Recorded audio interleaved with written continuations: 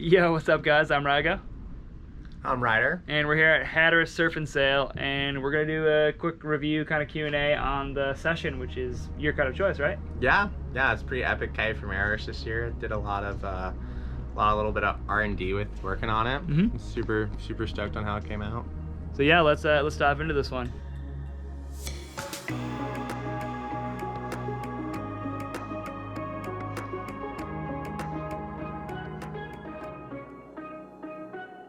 Session, which is new this year. They've done a lot of changes, right? Yeah, whole new model this year.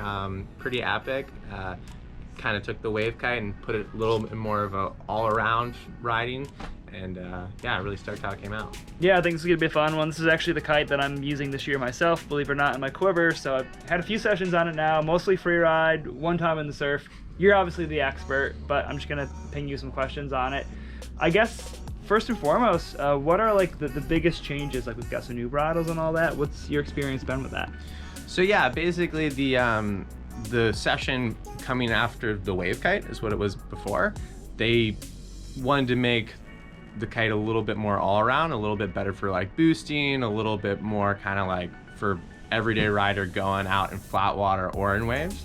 And so they took the wave kite and they kind of made it have a bit better hang time, a bit more lift, while still you taking in the waves, and it still rides good in the waves.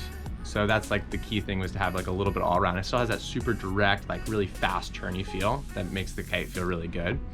And then on the bridling front, you still have the pulley bridle, which has a bit more deep power. And then for people that want like a more intense feel, more direct, people that are coming from like sea kites or more like freestyle-y, you can put the fixed bridle on. It just feels like a little more reaction. You kind of like can crank it and really feel the kite like stiffen up and like surge, and it's kind of like a nice feeling. And so if someone wants a softer feel, you can go for the bridle and you have a little bit more deep power. So kind of gives it a nice kind of range in both ways.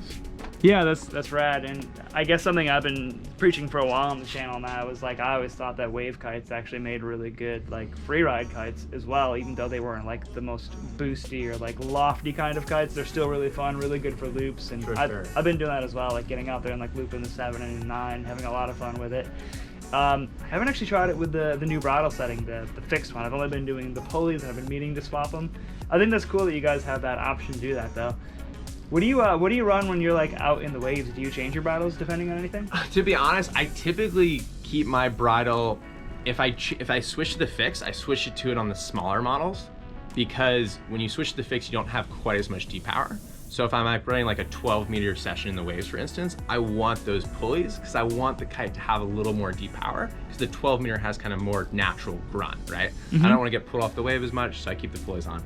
If I'm riding like the 7 or the 9, you want to feel like that fast cranking turns, then the fixed bridles are a little nicer because it keeps the kite a little stiffer.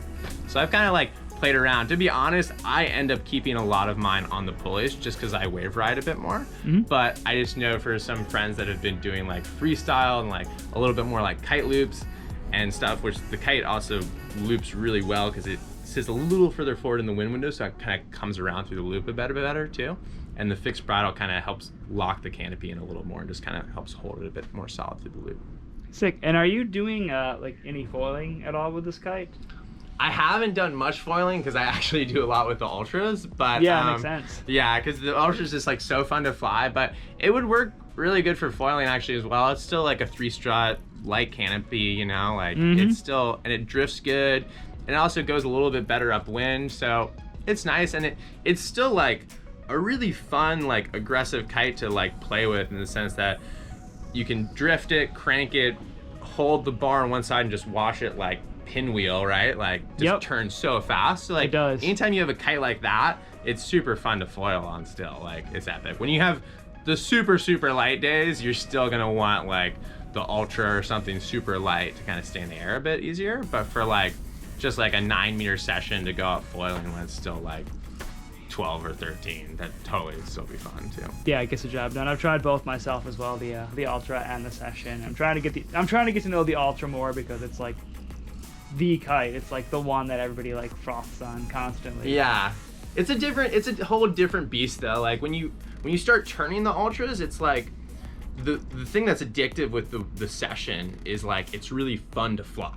Like when you crank it, you're like, you like crank it and you're like edging it, and like that feeling is really good. The Ultras, when you kind of crank it, it kind of gets that surging feel, but you don't get as much power from it, kind of. And so it's I don't know, it's like a different, definitely a different feel. In terms of like, I still always take the sessions in the waves over the Ultras, even though the Ultras are not a bad drifting kite. You just have to really like size down on the Ultras if you go in the waves, For sure. because you don't want it to be overpowered, or it's just a lot on the center lines to get out. Yeah, that's a good old school trick as well for any of you new riders out there. A lot of times people will size down on their wave kite, especially good wave riders, because they don't really want to have that extra pull on the wave.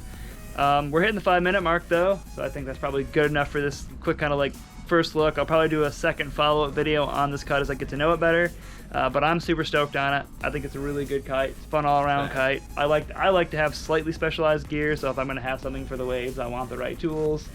So yeah, if you guys got any questions, drop them in the comments. If you found the video helpful, hit that thumbs up button. Don't forget to subscribe. We'll catch you next time.